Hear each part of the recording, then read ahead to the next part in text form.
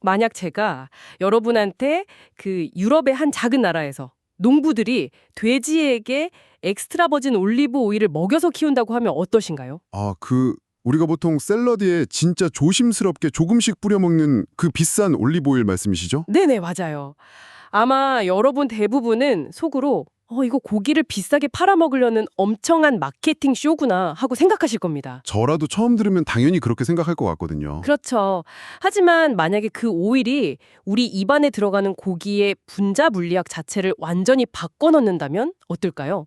자, 이 내용을 하나씩 풀어보죠. 네, 좋습니다. 오늘 저희가 심층 탐구할 자료는요, 벨기에의 프리미엄 돼지고기 브랜드인 듀록 디 올리브에 관한 아주 흥미로운 기록입니다. 이게 진짜 단순한 브랜드 소개가 아니더라고요. 맞아요. 효율성 때문에 사라져버린 고기의 진짜 맛을 되찾기 위해서 그 국가적 차원에서 매달린 치열한 생물학적 재설계의 과정이 꽉꽉 담겨 있죠. 네, 항상 새롭고 깊이 있는 지식을 찾는 여러분을 위해서요. 오늘 이 탐구가 어떻게 여러분의 저녁 식탁에 오르는 고기의 기준을 영원히 바꿔놓을 수 있는지 그 핵심을 싹 다 추출해드리겠습니다. 그러면 이 돼지고기가 왜 이렇게 유별난 과정을 거쳐서 탄생했는지부터 좀 봐야 할 것 같은데요. 네네, 그걸 이해하려면 먼저 그 배경이 되는 벨기에 사람들의 식문화를 좀 들여다봐야 하거든요. 그 자료를 막 파헤치다 보면 벨기에를 유럽의 식당이라고 묘사하는 대목이 끊임없이 등장해요. 유럽의 식당이요? 오, 그 정도인가요? 네, 인구 대비 미슐랭 스타 레스토랑 밀도가 진짜 세계 최고 수준인 곳이거든요. 이 사람들 기저에는 그 중세 부르고뉴 공국 시절부터 이어져 온 부르고뉴풍의 삶이라는 DNA가 아주 깊게 박혀 있습니다. 부르고뉴풍의 삶이요. 약간 뭔가 와인잔을 부딪히면서 파티를 엄청 즐기는 그런 이미지가 딱 떠오르는데요. 네, 그 이미지랑 꽤 맞닿아 있어요. 그러니까 단순히 에너지를 얻으려고 배를 채우는 게 아니라 인생을 즐기고 맛있는 음식, 좋은 술을 사랑하는 태도를 삶의 최우선 가치로 두는 그런 문화거든요. 아예 식사 자체가 삶의 질을 증명하는 어떤 거룩한 의식 같은 거군요. 맞아요, 맞아요.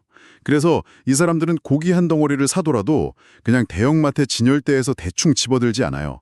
동네 단골 정육점에 가서 정육장인이랑 오늘 들어온 고기 마블링 상태가 어떤지, 이 부위는 오븐에 구워야 할지 팬에 구워야 할지 엄청 꼼꼼하게 토론을 거친 후에야 지갑을 엽니다. 와, 기준이 상상을 초월할 정도로 높네요. 네, 진짜 깐깐하죠. 근데 그렇게 음식에 진심이고 입맛이 까다로운 사람들이라면 그 20세기 후반에 전 세계적으로 막 대량 생산 체제가 도입됐을 때 엄청난 충격을 받았겠는데요.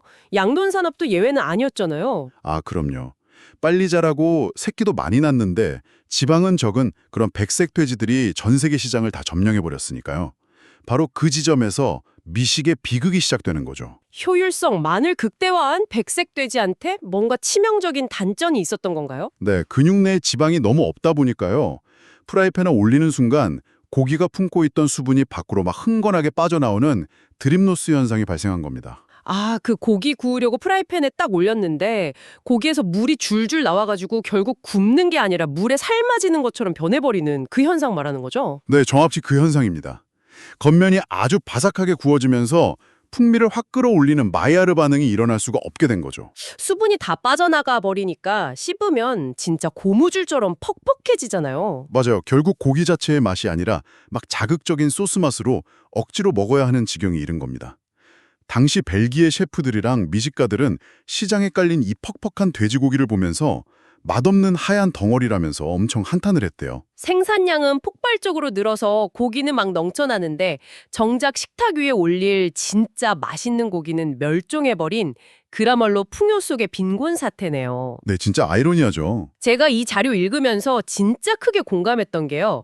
이게 마치 현대의 토마토랑 똑같다는 거였어요. 오, 토마토요? 어떤 점에서요? 그 외에 우리가 마트에서 사는 토마토들은 유통 과정에서 터지지 않고 오래 보관되도록 껍질이 막 단단하고 두껍게 개량됐잖아요. 그렇죠. 엄청 단단하죠? 효율성은 얻었는데 예전에 그 밭에서 갖다 먹던 토마토 본연의 아주 짙은 향이나 달콤한 맛은 완전히 시스템 밖으로 밀려나 버린 거죠. 양돈 산업도 보관이나 유통 대량 생산이라는 명목 아래 고기에서 가장 중요한 풍미를 아예 시스템 밖으로 밀어내버린 거네요. 와, 그 토마토 비율을 고기의 세계로 그대로 가져오면 당시 벨기에 장인들이 느꼈던 상실감이 완벽하게 설명되네요. 결국 이 위기감을 도저히 견디다 못한 플란드르 지방의 전문가 3명이 딱 뭉치게 됩니다. 오, 3명이요? 어떤 사람들이었나요? 사료 영양학자 1명, 그리고 전통 방식을 고수하던 양돈 농가, 마지막으로 고기의 맛을 감별하는 육가공 전문가, 이렇게 셋이요. 오, 라인업이 엄청난데요? 네, 이 사람들이 우리는 더 이상 타협하지 않겠다. 벨기에 사람들의 까다로운 혀를 만족시킬 수 있는 잃어버린 진짜 고기 맛을 부활시키자. 이러면서 프로젝트를 시작한 게 바로 오늘 우리가 다루는 뒤록 디올리브의 출발점입니다. 아, 그래서 그들이 과거의 붉은 돼지, 그러니까 마블링이 뛰어나고 6세기 짙은 듀록 품종을 다시 데려온 거군요. 네, 맞아요. 유전자를 과거의 그 맛있는 상태로 되돌리려고 한 거죠. 근데 여기서부터가 정말 흥미로워지는 부분인데요. 자료를 보면 그들은 유전자를 바꾸는 것에서 멈추지 않더라고요. 네, 더 극단적인 선택을 하죠. 네, 아까 처음에 말했던 그 엑스트라 버진 올리브 오일을 사료에 배합하는 파격적인 시도를 감행하잖아요. 네네, 맞아요. 근데 잠깐만요. 솔직히 품종만 듀록으로 바꿔도 맛이 훨씬 좋아졌을 텐데 왜 굳이 사람이 먹기에도 비싼 올리브 오일까지 동원해야 했던 건가요? 이거 아까 말한 대로 그냥 비싸게 팔기 위한 과장된 마케팅 쇼 아닌가요? 그렇게 보일 수도 있는데 여기서 가장 매력적인 사실은요. 그 질문의 해답이 철저하게 동물의 소화 생물학에 숨어 있다는 점입니다. 소화 생물학이요? 근데 이걸 이해하려면 소나 양 같은 반추동물이랑 돼지의 차이를 먼저 알아야 하거든요. 소는 혹시 위가 몇 개인지 아시나요? 소는 위가 4개잖아요. 맞아요. 소가 풀이나 곡물 혹은 어떤 지방을 섭취하면 그 거대한 위장 속에서 미생물들이 엄청난 발효 과정을 일으킵니다. 그 과정에서 소가 섭취한 지방의 성질이 완전히 다 분해되고 소 자체의 고유한 지방으로 재조립이 돼버려요. 아, 잠깐만요. 그러면 만약에 소한테 엄청나게 비싼 올리브 오일을 먹이더라도 네, 소의 위장 속에 있는 미생물들이 그 올리브 오일의 분자 구조를 다 끊어버리고 소화시켜서 전혀 다른 형태의 포화지방으로 만들어버립니다. 오일을 먹인 의미가 생물학적으로 아예 사라져버리는 거죠. 아, 그럼 돼지는 다르다는 건가요? 네, 돼지 대 인간이란 똑같은 단위 동물, 그러니까 위가 딱 하나뿐인 동물입니다. 이게 물리적으로 무슨 의미냐면요. 돼지는 자기가 섭취한 사료의 지방산을 미생물 발효 없이 아주 다이렉트하게 거의 있는 그대로 자기 피하 지방이랑 근육 사이에 축적한다는 뜻이에요. 와, 대박이네요. 그러니까 도토리를 먹이면 도토리의 지방 성분이 축적되고 옥수수를 먹이면 옥수수의 지방이 축적되는 식인 거죠. 와, 되게 직관적이네요. 네가 먹는 것이 곧 너다 라는 말이 돼지한테는 은유가 아니라 생물학적인 진리 그 자체군요. 네, 맞습니다. 흡수하는 필터 없이 먹는 대로 지방에 딱 복사되어 버리는 거니까요. 정확해요. 그 원리를 벨기에 장인들이 아주 깊게 파고든 겁니다. 기존 양돈 산업의 주식인 옥수수나 대두박은 돼지를 빨리 살찌우는 데는 아주 훌륭한 에너지원이거든요. 하지만 이 곡물들을 먹고 자란 돼지의 지방은 포화지방의 비율이 되게 높습니다. 아, 포화지방이요? 반면에 올리브 오일은 다르잖아요. 그렇죠. 올리브 오일의 핵심 성분은 단일 불포화지방산인 올레인산이거든요. 장인들은 엑스트라 버진 올리브 오일을 먹임으로써 아예 돼지 지방의 분자 구조 자체를 올레인산으로 재설계하려고 한 겁니다. 와, 스케일이 다르네요. 그래서 결과가 어떻게 나왔나요? 올리브 오일을 먹였다고 정말 돼지의 화학적 성분이 눈에 띄게 변했나요? 철저한 데이터가 그걸 완벽하게 증명합니다. 일반적인 곡물 사료만 먹은 돼지고기의 지방 속 올레인산 함량은 보통 35%에서 많아야 40% 수준이거든요. 네네. 그런데 엑스트라 버진 올리브 오일이 배합된 사료를 먹고 자란 듀럭디 올리브의 고기는 이 올레인산 함량이 무려 50%를 훌쩍 넘어갑니다. 50%요? 근데 사실 그게 어느 정도의 수치인지 감이 확 오지는 않는데요. 이게 어느 정도냐면요. 소고기 중에서도 마블링의 끝판왕이라고 불리는 최상급 한우나 일본의 와규 지방에서나 발견되는 수치입니다. 일반 돼지고기에서는 절대 나올 수 없는 화학적 조성이죠. 와, 돼지고기에서 한우급의 수치가 나온다고요? 네, 진짜 놀랍죠. 그리고 이 올레인산이 50%를 넘어가면 또 다른 마법이 일어납니다. 바로 산화 안정성이 극도로 높아진다는 건데요. 산화 안정성이요? 그건 또 뭔가요? 일반 돼지고기는 냉장고에 며칠 보관하거나 냉동했다가 해동하면 지방이 공기랑 접촉해서 산화되면서 특유의 불쾌한 누린내, 이른바 쩐내가 나기 시작하잖아요. 아, 네. 그 냉장고 냄새 배인 것 같은 그 고기 쩐내 진짜 싫어하거든요. 그런데 이 고기는 올레인산이 지방의 산패를 엄청 강력하게 방어해주기 때문에 신선하고 고소한 풍미가 훨씬 오랫동안 쭉 유지됩니다. 아하, 알겠습니다. 그 올리브 오일 덕분에 돼지의 화학적 성분이 올레인산으로 꽉꽉 채워지게 되었다는 건 완벽히 이해가 되네요. 네네. 그렇다면 이게 결국 여러분의 입안에 들어갔을 때 혀 위에서는 물리적으로 대체 어떤 극적인 차이를 만들어내는 걸까요? 사실 이 부분이 우리가 고기를 먹는 진짜 이유잖아요. 그렇죠. 맛이 제일 중요하죠. 그 해답을 찾으려면 융점, 그러니까 지방의 고체에서 액체로 녹아내리는 온도의 변화를 딱 봐야 합니다. 융점이요? 네. 우리가 아는 일반적인 백색 돼지 지방, 즉 라드의 융점은 대략 섭씨 38도에서 44도 사이에 형성되거든요. 여기서 진짜 중요한 건 인간의 정상 체온이 36.5도라는 사실이죠. 아, 36.5도 일반 돼지 기름이 녹는 온도가 제 체온보다 더 높다는 거군요. 네, 정확합니다. 와, 그래서 가끔 막 싸구려 냉동 삼겹살이나 기름이 하얗게 굳어있는 고기를 먹고 나면 입천장이나 혀에 막 촛농이 코팅된 것처럼 텁텁하고 미끌거리는 막이 씌워진 불쾌한 느낌이 드는 거였네요. 맞아요. 제 입안의 온도로 고기 기름을 완전히 다 녹여내지를 못하니까요. 미식의 관점에서 아주 중요한 포인트를 딱 짚어주셨어요. 식품공학에서는 그걸 왁시 마우스필이라고 부르거든요. 고기의 맛을 확 떨어뜨리는 가장 큰 주범 중 하나죠. 오, 왁시 마운스필 이름부터가 미끌거리네요. 그렇죠. 그런데 올레인산 함량이 50%를 넘어서는 뒤록뒤 올리브는요. 이 지방의 분자 구조가 느슨해지면서 융점이 30도 초반대로 뚝 떨어집니다. 체온보다 무려 5도 이상 낮아진 거죠. 잠깐만요. 융점이 30도 초반대라면 제가 고기를 입에 넣는 순간 이빨로 씹기도 전에 고체 상태였던 하얀 지방이 체온에 반응해서 곧바로 액체로 스르르 녹아내린다는 뜻이잖아요. 네, 과학적 용어로 상전이 현상이 아주 극적으로 빠르게 일어나는 겁니다. 입에 들어가는 즉시 지방 분자들이 확 붕괴되면서 그 속에 갇혀있던 수백 가지의 휘발성 풍미 화합물들이 입안 전체로 폭발하듯이 쫙 퍼져나가게 되는 거죠. 와, 이거 진짜 비유를 안 할 수가 없네요. 그 마트 계산대 옆에서 파는 싸구려 코팅 초콜릿은 입에 넣어도 잘 안 녹아서 이빨로 막 오독오독 씹어 먹어야 하잖아요. 끝맛도 되게 텁텁하고요. 아, 네, 맞아요. 잘 안 녹죠. 반면에 최고급 트러플생 초콜릿은 혀에 닿자마자 내 체온에 진짜 스르르 녹아내리면서 코끝까지 짙은 카카오 향을 확 뿜어내잖아요. 우리가 이 돼지고기를 먹을 때 바로 그 최고급 초콜릿이 녹아내리는 물리학을 혀 위에서 그대로 경험하고 있는 셈이네요. 와, 진짜 완벽한 비유입니다. 그 비유를 음식의 전체적인 경험으로 한번 확장해보죠. 단순히 입에서 부드럽게 녹는다는 식감을 넘어서 이것은 우리가 먹는 음식의 질을 어떻게 재정의하는지를 보여주는 거거든요. 음식의 질이요? 네. 벨기에 겐트 대학교의 영양학 연구원들이 이 고기의 지방 조성을 분석을 했어요. 그 결과 포화지방산은 유의미하게 뚝 낮아진 반면에 심혈관 건강에 긍정적인 영향을 주는 불포화지방산의 비율이 급격히 높아진 것을 확인했습니다. 아, 그러면 미식계에서 흔히 말하는 길트프리 가스트로노미, 즉 죄책감 없는 미식이 가능해진 거군요. 맞습니다. 지중해식 식단이 건강하다고 엄청 찬사를 받는 이유가 결국 엑스트라 버진 올리브 오일 때문인데 이 돼지는 올리브 오일을 흡수해서 자신의 지방으로 아예 바꿔버렸으니 말 그대로 걸어다니는 올리브 나무나 다름없네요. 하하, 네.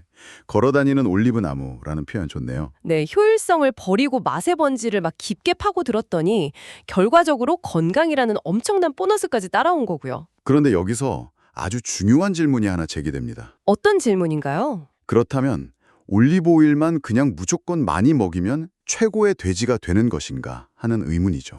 저도 방금 딱 그 생각했습니다. 그래서 이게 궁극적으로 어떤 의미일까요? 원리를 알았으니까 뭐 시골에 있는 농장 돼지한테 오늘부터 엑스트라 버진 올리브 오일을 막 드럼 통째로 들이부으면 누구나 다 이런 엄청난 고기를 뚝딱 만들어낼 수 있는 거 아닌가요? 안타깝게도 자연의 물리법칙은 그렇게 호락호락하지 않습니다. 만약 욕심을 부려서 올리브 오일만 너무 과도하게 먹이면 대체 어떤 일이 벌어질까요? 너무 많이 먹이면 부작용이 있나요? 네, 불포화 지방산이 너무 과하게 많아져서 고기의 지방이 문자 그대로 흐물흐물하게 다 녹아내리는 소프트팻 현상이 발생합니다. 칼로 고기를 썰 수조차 없고요. 모양이 푹 무너져서 상품 가치가 완전히 다 사라져버리는 거죠. 아, 그러니까 융점이 떨어지는 게 무조건 좋은 게 아니라 형태를 유지하는 임계점을 넘어가 버리면 고기가 아니라 그냥 죽처럼 변해버리는 거군요. 맞습니다. 그렇기 때문에 이 과정에는 엄청난 수준의 정밀공학이 요구되거든요.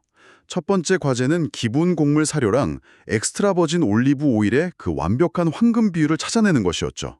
그리고 두 번째, 사실 이게 더 중요한데 바로 타이밍입니다. 타이밍이요?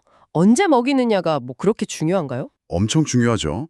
돼지의 생애 주기를 관찰해 보면 근육을 막 키우는 시기가 있고 피하 지방이랑 근내 지방, 즉 마블링을 폭발적으로 막 축적하는 특정한 시기가 따로 있거든요. 아, 시기마다 몸이 번하는군요. 네, 그래서 아무 때나 막 오일을 주는 게 아니라 바로 그 지방 축적이 일어나는 아주 짧은 시기에 자동화된 컴퓨터 시스템을 통해서 오차 없이 정확한 양의 오일을 딱 급여해야 합니다. 오차가 생기면 어떻게 되는데요? 너무 일찍 주면 오일이 그냥 에너지로 다 타버려서 엄청난 비용만 낭비되고요. 너무 늦게 주면 조직이 다 무너져버려서 아까 말한 그 소프트팻 현상이 오니까요. 아, 이 과정을 들으니까 막 올림픽 국가대표 선수의 식단 관리가 딱 떠오르네요. 오, 운동선수 식단이요? 네, 수영 선수나 육상 선수들이 막 근육량이랑 체지방 조절할 때 그냥 단백질을 무식하게 많이 먹는 게 아니잖아요. 그렇죠. 다 계산해서 먹죠. 네네, 훈련 스케줄이랑 대사량에 딱 맞춰서 닭가심살이랑 탄수화물을 그램 단위로 막 쪼개고 섭취하는 시간까지 초 단위로 다 계산해서 먹잖아요. 아, 완벽한 비유네요. 네? 그러니까 무엇을 먹느냐도 당연히 중요하지만 그걸 언제, 얼마나 정밀하게 투여하느냐가 이 돼지고기의 식감을 무너뜨리지 않고 완성하는 아주 핵심 기술이었군요. 네, 그 정밀한 통제 덕분에 축산업계의 오랜 정설 하나가 완전히 증명되었습니다. 고기의 최종적인 맛은 유전적인 품종이 50%를 결정하고 후천적인 사료와 환경이 나머지 50%를 결정한다는 거예요. 아, 유전과 환경의 완벽한 조화네요. 네, 듀록디 올리브는 듀록이라는 아주 압도적인 유전자 도화지 위에다가 정밀하게 계산된 올리브 오일이라는 영양학을 싹 덧칠해서 완성한 하나의 예술 작품인 겁니다. 와, 예술 작품이라는 말이 딱 어울리네요. 게다가 이게 기계적인 시스템만 딱 있는 게 아니에요. 이 모든 과정을 거치고 나서 도축된 후에도 벨기에의 샤큐테리 정육장인들이 직접 자기 눈으로 마블링을 하나하나 확인하고 고기에 결을 다듬는 그 휴먼 터치가 딱 결합이 됩니다. 장인들의 손길까지 들어가는군요. 네, 이 까다로운 릴레이를 무사히 거쳐야만 유럽에서 가장 깐깐하다는 벨기에 식품안전청, 그 AFCA의 인증 마크를 딱 달고 세상에 나올 수 있습니다. 자, 그렇다면 여러분, 우리의 탐구는 자연스럽게 다음 질문으로 넘어갑니다.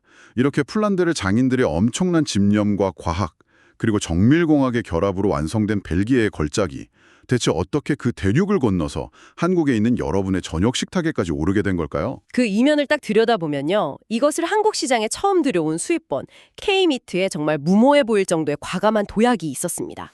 당시 한국의 수입 돼지고기 시장을 한번 생각해 보시면 이해가 쉬울 거예요. 옛날 수입 돼지고기 시장이요? 네, 철저하게 가격 경쟁력, 즉 가성비 중심의 생태계였잖아요. 무한리필 삼겹살집이나 저가형 식당을 중심으로 막 싸고 양 많은 고기가 컨테이너 단위로 소비되는 되게 촉박한 환경이었죠. 맞아요. 수입 육이라고 하면 보통 그냥 냉동 삼겹살이나 김치찌개용 고기 정도로만 생각했지 그걸 미식의 영역으로 생각하는 사람은 뭐 거의 없었잖아요. 그렇죠. 아예 기대치가 달랐죠. 근데 일반 돼지보다 훨씬 비싼 이런 프리미엄 벨기에 돼지고기를 그 시장에 던져 넣는다는 건 이거는 그냥 수지타산이 안 맞는 수준이 아니라 약간 자살행위나 다름없어 보이는데요. 네, 당시에는 누구나 다 그렇게 생각했습니다. 하지만 K미트 측은요, 한국 소비자들의 진화하는 미식 수준을 정확하게 꿰뚫어 봤습니다. 오, 한국 시장의 잠재력을 본 거군요. 네, 소득 수준이 막 높아지고 다양한 해외 식문화를 경험하면서 이제 한국인들도 단순히 배를 채우기 위한 싼 고기가 아니라 고기가 품고 있는 가치와 스토리를 꼼꼼히 따져 묻는 가치 소비의 시대로 진입할 것이라는 아주 강력한 확신이 있었던 겁니다. 아, 그냥 고기가 든 박스를 유통하는 도매상이 아니라 시장의 패러다임 자체가 바뀔 거라는데 과감하게 베팅을 한 거군요. 근데 너무 비싸잖아요. 그래서 어떻게 사람들을 설득했나요? 비싸도 한번 드셔보라고 막 전단지라도 돌렸나요? 아니요, 그들은 고기를 파는 대신에 아예 이야기를 팔았습니다. 자신들을 단순 무역상이 아니라 스토리텔러로 포지셔닝을 딱 한 거죠. 스토리텔러요? 구체적으로 어떻게 했는데요? 국내 최고의 유명 셰프들을 일일이 찾아가서 이 고기의 분자 구조가 어떻게 다른지 과학적으로 설명하고 콜라보레이션을 막 진행했습니다. 또 백화점에 팝업 스토어를 열어서 소비자들이 직접 그 입안에서 녹아내리는 지방의 융점을 자기 혀로 직접 경험하게 만들었고요. 와, 진짜 발로 뛰었네요. 이 듀럭티 올리브 고기를 주문할 때 여러분은 단순히 삼겹살 1인분을 사서 단백질을 보충하는 게 아닙니다. 현대의 대량 생산 시스템 속에서 상실해버린 그 돼지고기 본연의 짙은 풍미를 되찾기 위해 유전자를 연구하고 올리브 오일의 분자 구조를 쫙 계산하고 먹이는 타이밍까지 미친 듯이 집착했던 그 플랑드르 장인들의 타협 없는 철학에 동의하는 겁니다. 네, 정확합니다. 그러니까 여러분은 고기가 아니라 그들의 집념이 담긴 스토리를 소비하는 거죠. 진짜 이걸 더 큰 관점과 연결해 보면요. 음식이라는 것은 결국 만국 공통어라는 사실을 다시 한번 탁 깨닫게 됩니다. 만국 공통어요? 네. 질 좋은 식재료를 향한 갈망, 그리고 잃어버린 진짜 맛을 되찾고자 하는 그 인간의 열망에는 국경이 전혀 없거든요. 한국 소비자들의 깐깐해진 미식 기준이랑 인생을 마음껏 즐기고자 하는 벨기에인들의 그 부르고뉴풍 철학이 듀럭 디 온리브라는 하나의 식재료를 매개로 완벽하게 딱 공명한 사건이라고 요약할 수 있습니다. 와, 정말 놀라운 여정이네요. 벨기에 어느 작은 동네의 정육점 장인이 가졌던 문제의식에서 출발해서 생물학자랑 영양학자들이 돼지의 위장 그리고 올리브 오일의 상호작용을 파헤치고 그것이 정밀한 컴퓨터 공학이랑 결합돼서 융점이 확 낮은 환상적인 지방으로 변모합니다. 네, 진짜 한편의 영화 같죠. 그리고 그 고기가 태평양을 건너서 가치 소비를 중요하게 생각하는 한국 여러분들의 식탁 위에 오르기까지 진짜 하나의 식재료가 가진 세계관이 이렇게까지 거대할 수 있다는 게 경이로울 따름입니다. 네, 저도 이번 자료 조사하면서 정말 많이 놀랐습니다. 오늘 이 치열한 미식의 재설계 과정을 지켜보신 여러분께 저희가 마지막으로 작지만 도발적인 질문을 하나 던지면서 마무리하고 싶습니다. 어떤 질문이죠? 돼지 한 마리가 어떤 환경에서 언제 무엇을 먹고 자랐느냐에 따라 고기의 물리적 형태와 입안에서 녹는 온도, 심지어 우리 몸에 미치는 건강의 영향까지 이렇게 막 극적으로 변한다면 지금 당장 여러분의 냉장고 문을 열었을 때 보이는 그 수많은 식재료들은 대체 어떨까요? 아, 그거 진짜 소름 돋는 포인트네요. 네, 여러분이 매일 아침 무심코 프라이팬에 깨뜨려 놓는 계란, 커피에 타 마시는 우유, 샐러드에 들어가는 채소들, 그 식재료들이 품고 있는 보이지 않는 먹이사슬과 농업적 환경은 우리가 전혀 인지하지 못하는 사이 우리 식탁의 맛과 영양, 그리고 우리의 건강을 대체 어떻게 조종하고 있을까요? 와, 진짜 한번 좀 깊게 생각해봐야 할 문제네요. 오늘 저녁 식사를 하시면서요, 내 입에 들어가는 이 한 입의 음식이 대체 어떤 복잡한 궤적과 누군가의 철학을 거쳐서 내 앞에 접시까지 도달하게 되었는지 한 번쯤 깊게 고민해 보시기 바랍니다. 네, 맞습니다. 그런 일상적인 호기심과 질문들이 모일 때 여러분의 식탁은 단순한 식사 자리를 넘어서 훨씬 더 풍요롭고 가치 있는 미식의 세계로 쫙 확장될 때니까요.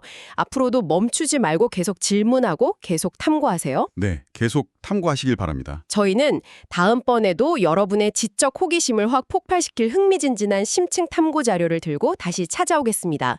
함께해 주신 여러분 감사합니다. 감사합니다.